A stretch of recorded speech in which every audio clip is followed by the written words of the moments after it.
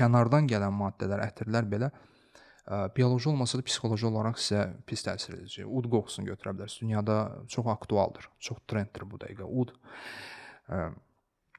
Məsəl üçün, mən keçən dəfə danışıram. Mən Səudiyyə Ərəbistanında onlara izah eləyə bilmədim ki, uddan, yağından deyək, tərli corab qoxusu gəlir.